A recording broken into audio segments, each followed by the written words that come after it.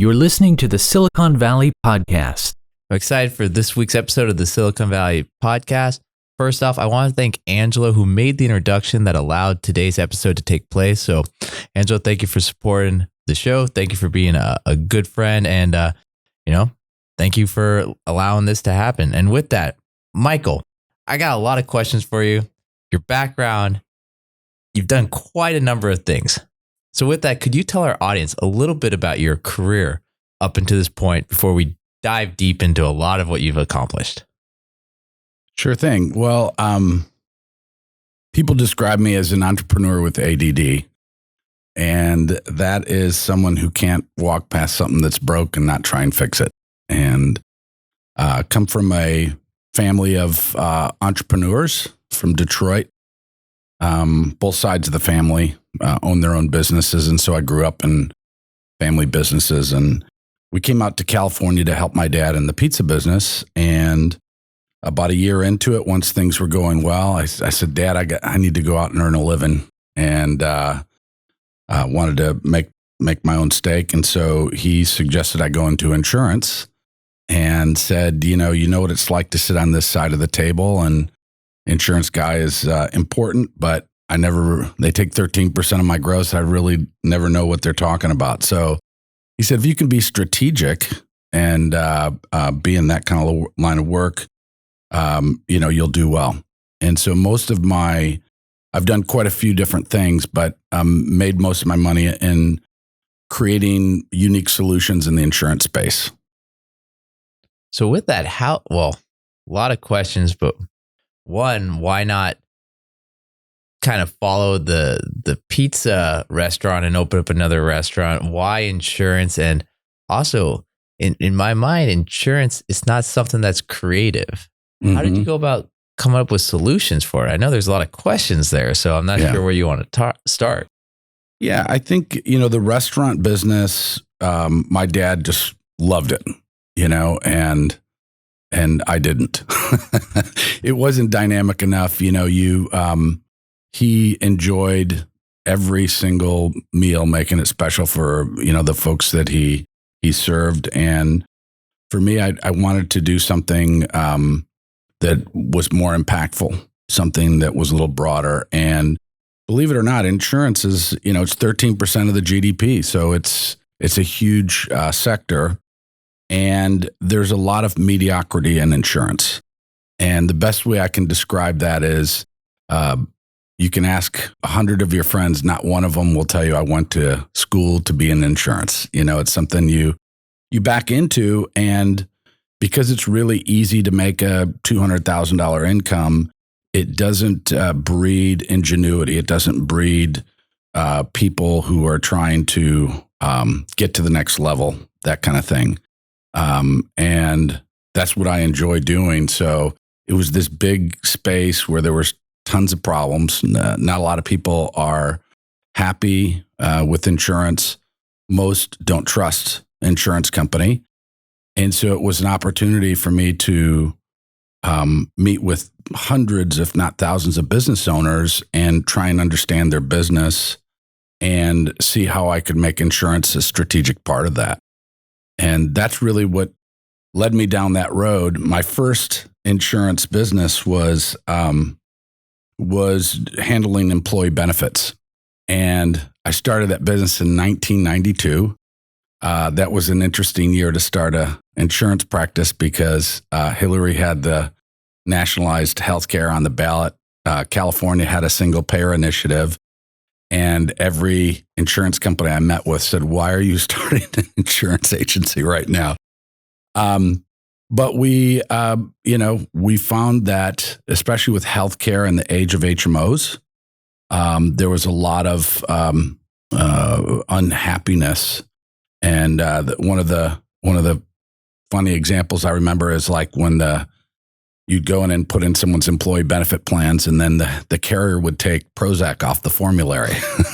You get 100 people calling in and pretty upset with you. So what we did is we found that customers bought from their friends, from guys who were at their country club or they went to college with, And the product and the price was exactly the same.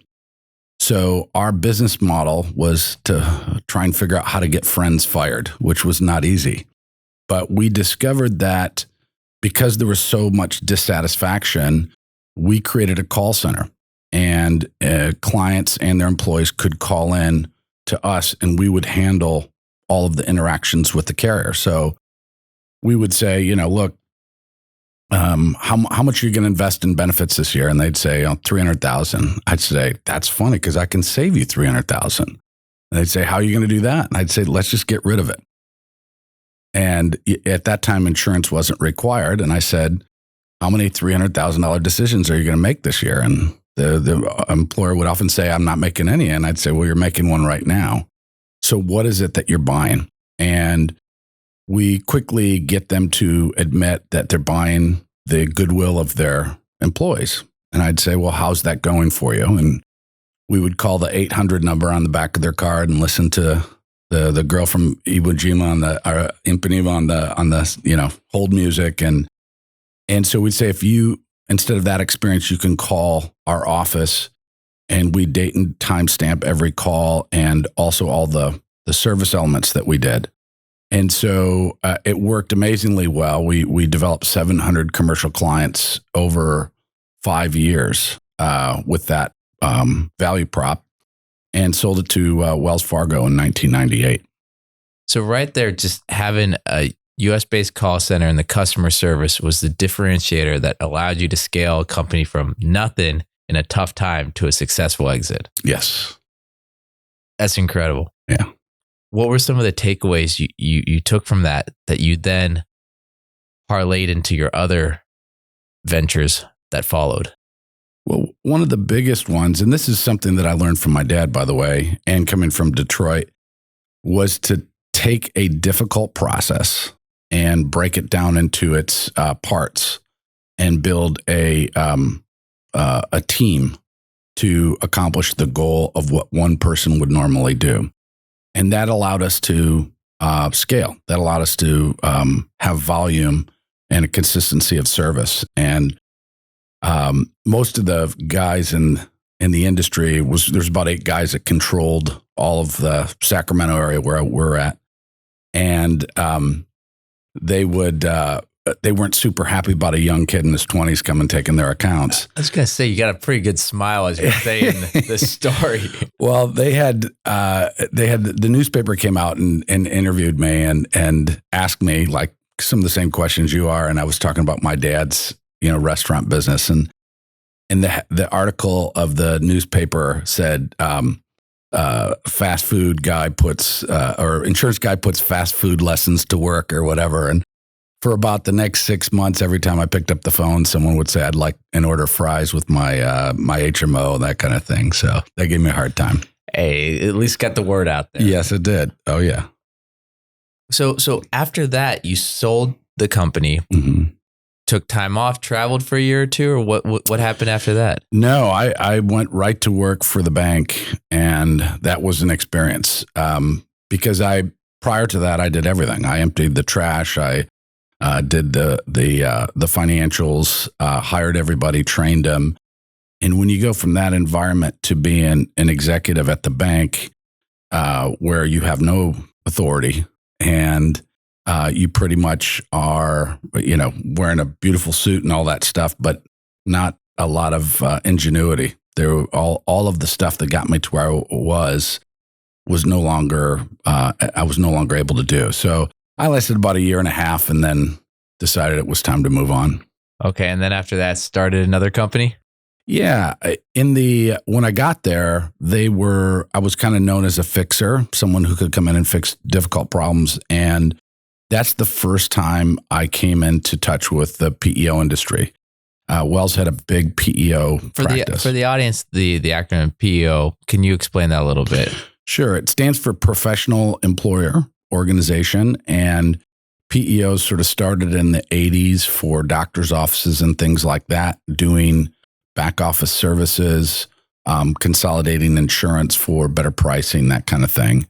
And it's evolved quite a bit and now is a very significant part of the handles the back office for a significant number of businesses, but mostly smaller businesses. They consolidate the HR and technology, and to a certain extent, health insurance, and also workers' comp. But the insurance side, the efficiencies have been taken out by the internet and technology and that kind of thing. So that's the basic background of PEOs. Okay, so PEO, you came in, you now have the title as fixer, and shaking things up. Mm-hmm. Okay, so go on. Yeah, so the practice at the time they were looking for healthcare solutions. They wanted to consolidate healthcare, and since that was my background, that's what I did, and quickly saw these amazing businesses, because essentially what they do is, and here in California, it's known as a litigious place for businesses, a very unfair, marketplace. And these companies were attempting to do all the stuff that a normal business would have to do, but at a lower price with tons and tons of liability.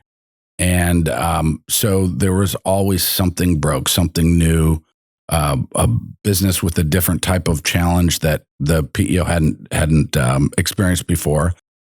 And that got me into the industry. And then sold off that one and went back into insurance, doing workers' comp, TPA, managed care business. And that was in the era of 2003. And what was significant about that is we had a collapse of the workers' comp market, and we lost all the monoline carriers except State Fund. And State Fund, as you probably know, is the market of last resort. And it was so bad that they had 65% market share. And so we started building solutions for employers, out of that business. Okay. And then the business before this current one, the one that's, well, once again, you're in the newspaper, getting all these awards. Not sure if it says the pizza now, but the company, the prior one, what happened there that gave you the idea for what you're kind of working on now? Yeah, so I had 2009 was a tough year for me. I mean, I lost a lot of money in the market and real estate and so on. So I went back to a business that I wasn't particularly fond of, but I knew how to do it well, and that's temporary staffing. And so me and a couple guys started a company called VForce, and we did light industrial temp staffing, but my partner was a disabled veteran, and so we attempted to get government contracts. And the business rolled along nicely until about 2015. So we started in 2011. 2015, we got really taken to the cleaners by some attorneys down in LA. We bought a small business down there, and we had enough fraudulent claims in the 3-month period to increase our XMOD over 100 points. And the net result of that was $2.5 million more premium that I had paid the year before. But I wasn't making $2.5 million. So that posed an interesting challenge. And I went back to something that I learned back in the Intercare days when I was running the TPA. They had just passed reform, Schwarzenegger did in 2004. And they made this labor code that allow you to navigate the legal system, where a lot of the costs were being generated. So workers' comp is a no-fault insurance. The employer's always at fault. The idea behind that is to not have fights, not have litigation. But in California, we have an unregulated judicial board called the WCAB, and attorneys use that as a way of increasing they don't intend to increase the cost, but they do quite a bit. So one of the, going back to your question before I get ahead of myself. So we started a business alongside of VForce called Samuel Hale. and we were approved for this labor code that I was describing. And just as an idea, we knew how much money we thought it would save, but we didn't really think about the business itself, how we were going to do it. But we got it going 2017. I think it's a very different product. And so our only customers the first year were people who were going out of business, and this was their only choice.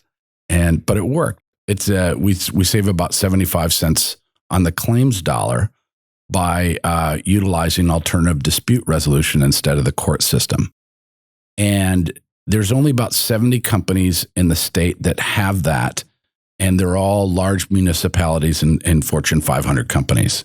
So we figured out how to obtain that, and we share it with our customers, that protection that we have through a co-employment or a contract with our customer where we divide up the employment responsibilities. Very similar to a PEO. We call ourselves an ECO, employer carve-out organization, since that is the efficiency that we share with our customers. So, Mike, I think most of our audience, if they had a blackboard and was going through it, could follow there.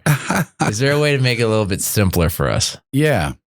So one of the fastest growing parts of our economy is lower wage, high turnover jobs. You know, technology and just the growth of everything that we can order over the internet has created all these jobs.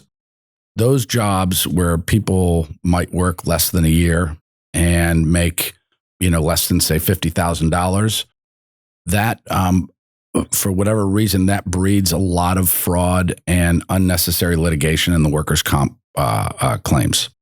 That increases the price 5 to 10 times more than what you might pay in Arizona, Oregon, or Nevada for exactly the same thing.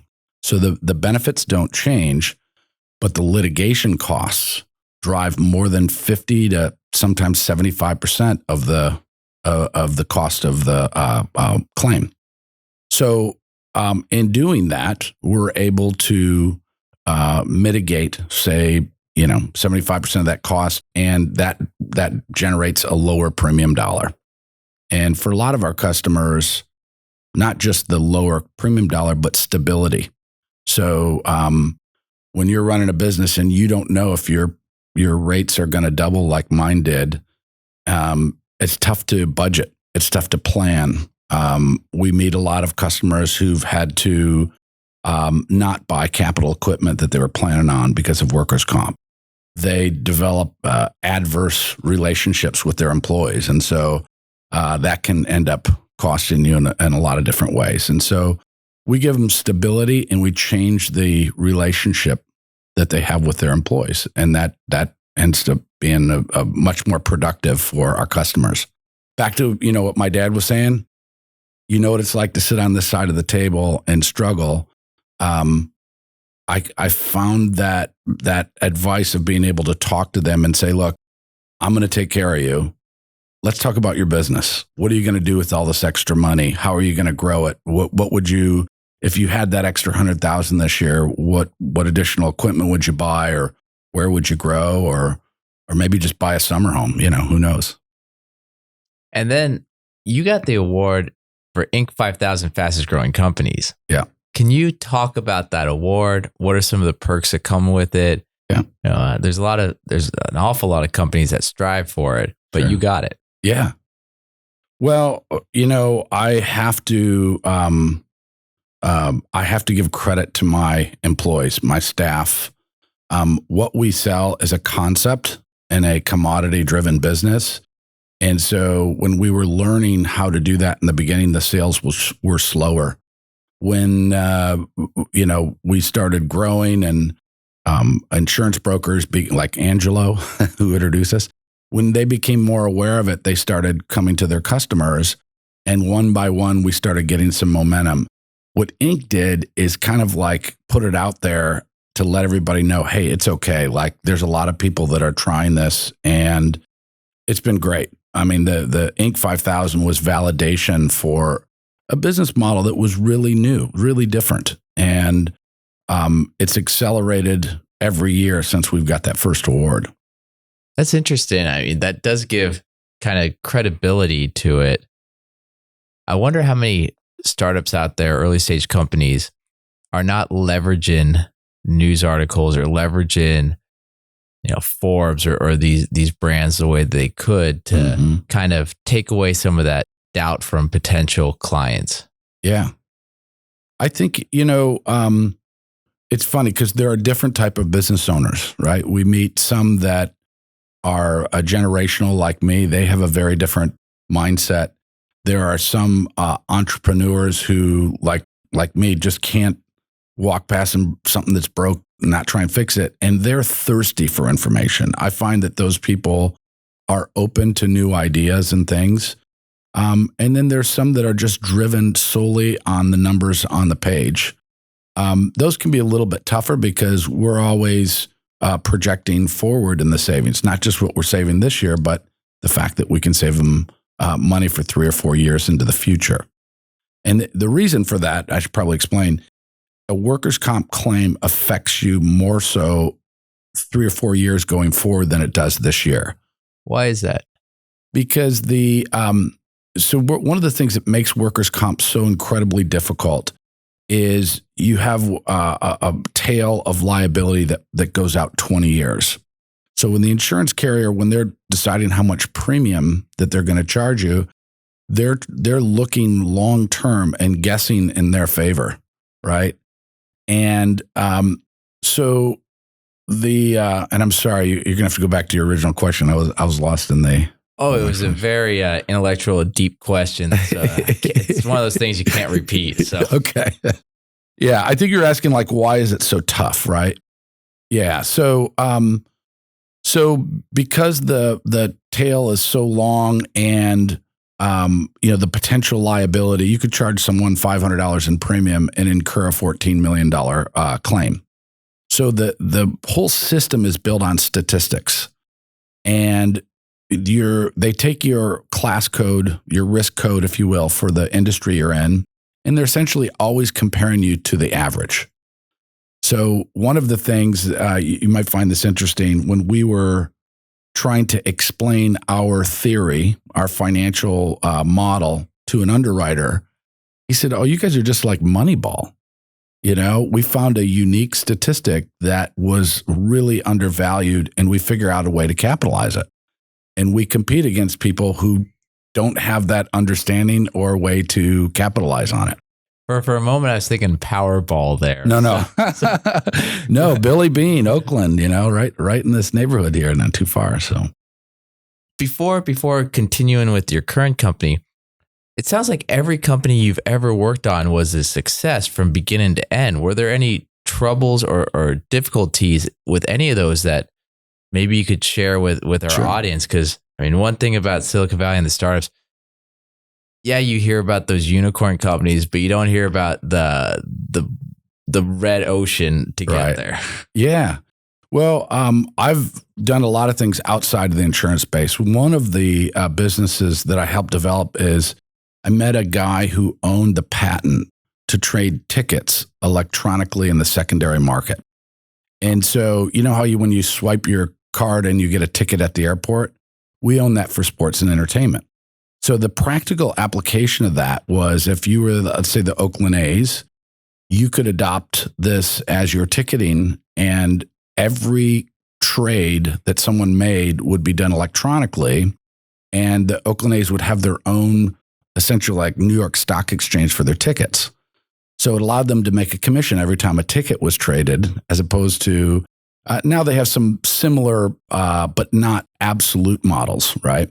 But this model eliminated eBay and it eliminated scalpers and all that type of stuff. And we had a meeting with baseball. And baseball at that time traded 100 million tickets a year. And I was the financier and CEO of the company, and my partner had the patent. And he was a little bit of an eccentric fellow. He'd already made and lost like 40 million by the time he was 33. So when we went into the meeting, he demanded like a $10 million fee plus 50% of the trade value of all the tickets.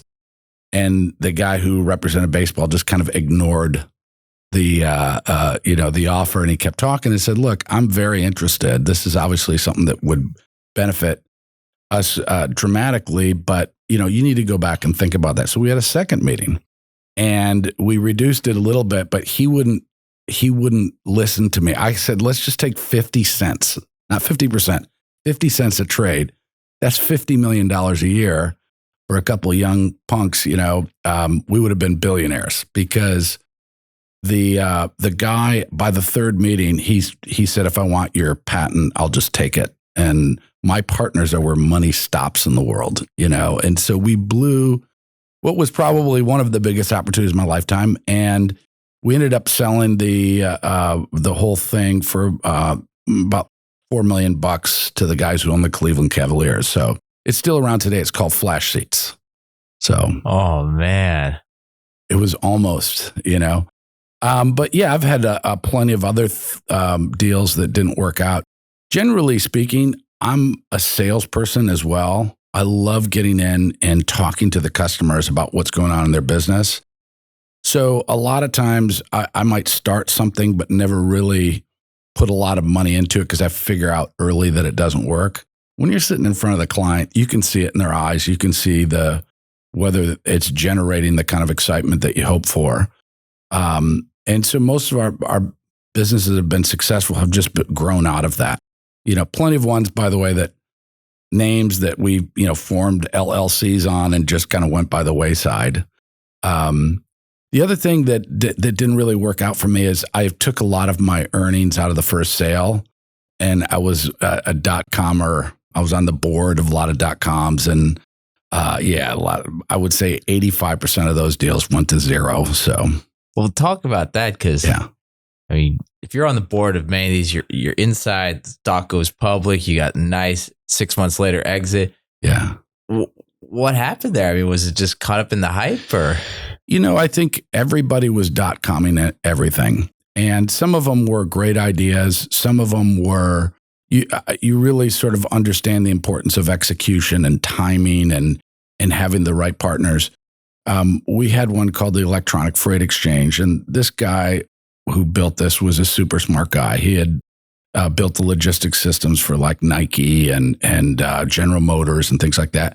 So now he was going to .com it, and everybody thought, there's no way this can fail. But he was not a good salesman. And, like if you were the guy handling my shipping and stuff like that, I'm probably giving you tickets to the game. We know our kids know each other, that kind of thing. He underestimated the strength of relationships and became very frustrated with the fact that the world didn't understand his genius as quickly as he had hoped. So I got a chance to see a lot of it from a different perspective. How important do you think it is for early stage companies to focus on relationship building versus maybe tech or fundraising or everything else you hear about people, their pitch deck, they'll spend hundreds of hours on, but at the same time, they might not spend hundreds of hours sitting down for coffee with all these people. Yeah. Yeah. I think people become lost in the lab, if you will. They start building something, they start thinking about all of the upside, and they lose track of people. And I tell my sons this, who are both in the business with me, be humble and listen. Genuinely listen to people and ask them about what's going on in their world. And it takes time for people to really warm up to you, but people will give you this valuable advice that they paid for, with blood, sweat, tears, money, marriages, all that kind of thing. And if you're just open and listen to them and genuinely care about them, I think that's the thing that can be tough when you're a CEO and your business is on the rise. It's easy to forget that, this is just a means to an end. With all the companies that you've started, and it sounds like there was that one example where the co-founder was maybe not the right one. What advice do you have for someone picking a co-founder, or would you recommend go solo on everything? It depends. Some people just are not meant for partners, and they can be great business owners and do well and all that stuff. The majority of people are going to rely on others. It helps to know yourself first, because the relationship, there's things that you cannot control about the relationship. But if you understand yourself and you understand the strengths and weaknesses of your partners, and it works for you and you can accept that, then it can lead to a very, very successful partnership. The other thing is being very clear up front, what the relationship is and what it is not, and your ultimate goals. So you see a lot of partnerships where one partner loves the business and the other one loves the money. And that can oftentimes lead to challenges. There's another system that we use to help manage our company called EOS. It's the Entrepreneur Operating System. I don't know if you're shaking your head, so you've heard of that one? So the author of that, I've been trying to get him on the show for a while. Gino Wickman? Yeah.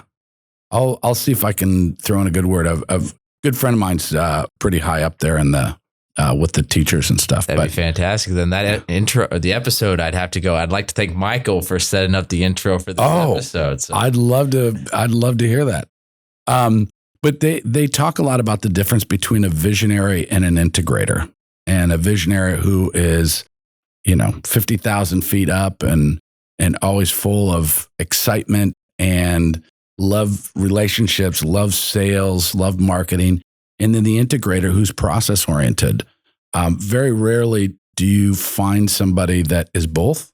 Sometimes that's the case, but the greatest partnerships are where a visionary and an integrator work together. And the integrator makes sure that the business is operating in such a way that they'll hit their goals and pay their investors back and all that stuff, and allow the visionary that space to create and to come up with new products, new services, build big relationships with vendors and customers and things like that. Speaking of thinking of two things at once, right now there's in Silicon Valley and a lot of places, there's that thought of growth and efficiency for companies. Mm-hmm. With all the companies you've built in that, how have you gone about thinking, okay, do I put a ton of rocket fuel and just grow this, or hey, I have to manage the cash flow and let's do this a little bit slower but more efficient? Mm-hmm. How are you going about? That's a phenomenal question, and this last downtick in the market that happened about the middle of last year, if you weren't making money, whether you're publicly traded or not, this market affected you adversely. I have a good friend who's a CEO of a multi-billion-dollar biotech company, and stocks trade in the 140, 150 range, and for no reason other than, and they plan to not make money, and they have $1 billion of cash in the bank, but the value of the stock dropped because the market stopped favoring out of control growth. I shouldn't say out of control. They wanted profitability over growth, and I've always had lots of customers in the Bay Area, a lot of technology customers, and some of them, they'd hear about our business. Say, oh, that's so great. How much money are you losing? And I'm like, well, we're not losing any. And they look at me like I'm out of my mind, and I go back and talk to my dad and say, should I be losing money? He's like, why would you want to lose money? Different philosophy, right? I grew up in family businesses where they watched every penny. I was never comfortable taking a bunch of money and flushing it for the sake of growth. And it's, maybe held me back in some circumstances, but it's also, most of the businesses allowed them to keep going without taking on huge investors and having all the challenges that go with that. So now, did you have that mindset when you're sitting on the boards of the .com companies, or is this post? There were plenty of people pushing them to get more money and do more things. But I was always interested in what the CEO was thinking and kind of helping coach them and helping them sell. So I sort of, I don't want to say looked the other way, but I didn't have much to say about that. I listened, and I always try to give my perspective, which is, you're making money, you can afford for a lot to go wrong. If the investors get cold, or I think, what was it, that 2001 .com bust or 2000 .com bust? I mean, there's a lot of great businesses that went under because they just ran out of fuel, All right. So lesson for our audience, don't run out of money. Don't run out of money. It's really important. Yes. With that, your company, it's come up with, and many of your companies, a new idea, novel idea. Yeah.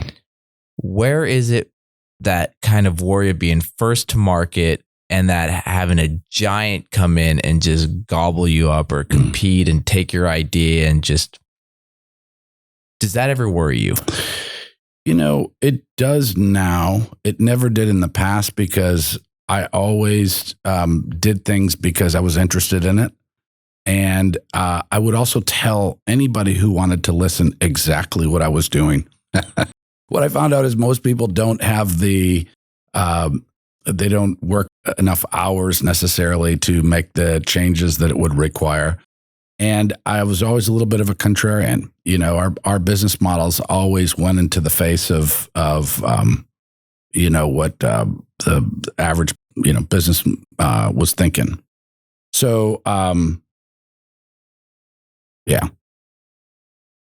Sorry, I forgot your question.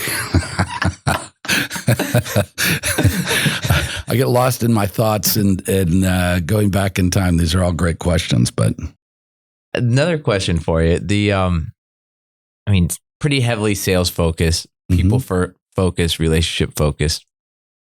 How do you hire or train or know that salesperson that you're bringing on is going to have the skill set to take someone else's existing customer and bring them over to your side? Well, obviously they got to have a lot of energy. They got to be, money motivated and all that kind of stuff. But back to, what I was saying about what I tell my sons, which is I look to see if they listen and if they can accurately sort of assess a situation. I always say you come in and you're looking at the walls of the business owner. You're seeing what pictures are on the wall. You're seeing, what seems to be the stress of their day, and you're making an assessment as to what their fears and what their greed is going to be. And a sale happens when greed exceeds fear. And so, 1 foot on the gas, 1 foot on the brakes. You're trying to find that sweet spot where the owner is going to say, "Hey, I'll give it a shot." So I look for that, their ability to sort of see that. You can see it in golf, or when I was younger, I would take them into the bar, and see what girl or guy they would go after, that kind of thing, just to see what they're, what they were really like and what they're all about. And I think those things, and just to see if they like the business or if they were just doing it for the money, But and you give them a short leash. For right now, the company that you're with that's in the newspaper growing, what are we going to hear from your company in the next couple of years? So Samuel Hale is, we have a parent company called Employ Insure. And so Employ Insure has a couple different companies underneath it. And we build products with, I say, ties: technology, insurance, and employment services. And so all the companies are either technology related, insurance related, or like we have this new company coming out called Evuve. And Evuve is a marketplace for employees. So it's kind of like a staffing company with no walls. Anybody can use it. Anybody can sell on it. Anybody can recruit on it. And all of the pricing's algorithmic. It's a really, really cool model. But at the end of the day, it was just another dress we put on the economic engine of Samuel Hale. We know what this thing can do financially. And so we were just trying to find more ways to grow our risk profile there. So one of the other things that a trend that we're sort of seeing is we're going to probably develop a company that, for lack of a better word, is like employer for life. So, I went to a pension seminar. There was $5 trillion worth of money managers there, and they were talking about how difficult it is to invest for 20 years from now, for people's pensions. And one of the things they said was, we have no idea what the employment relationship is going to look like 20 years from now. And one of the stats they threw out is, more than 50% of the workforce are millennials. Millennials don't like to stay in their jobs for very long. So national average is 2.5 years. So if you think about it, staffing agencies and HR departments, they don't pencil if you're changing jobs that quickly. So I'm going to offer a service where anybody from any walk of life, any trade could come in and say, I want you to be my employer. This is the pension I want. This is the healthcare I want, and so on. And we build them almost like a professional athlete. We build them a permanent employment relationship, and then we rent them out. And I say, change jobs as many times as you want. Instead of a bill rate, or instead of a salary, we're going to give the employer a bill rate. 5 years ago, I don't think that would have gone very far. Now, employers get it. They're like, hey, man, if I can come to your website, plug in some characteristics I'm looking for an employee, see what you've got I'm willing to pay more to get exactly what I want for the time period I want. And then, hey, if they want to move on, they can move on, So kind of make HR departments obsolete and allow people to, I think, have a much more fulfilling career, because let's face it, people get tired of their jobs, right? And the other thing that really supports that is this flip-flop we have in the employer-employee relationship. For as long as I've been around, the boss had a job, they gave you a pay rate, and they talked about what you could wear to work. When they didn't want to hear your personal situations of if you had to take your kids to school because your wife had a doctor's appointment, they didn't want to hear it. Now the opposite has happened.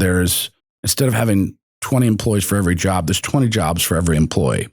But there's no system out there that adjusts for that. There's no one that says, hey, employees, come here. I'll take care of you. And employers, you stand over there and stand in line, and we'll let you know what you can pay and that kind of thing. So I see that as the future. And so we're building services and systems to accommodate for that. That's fascinating. I like that. I mean, you could be our first client. There you go.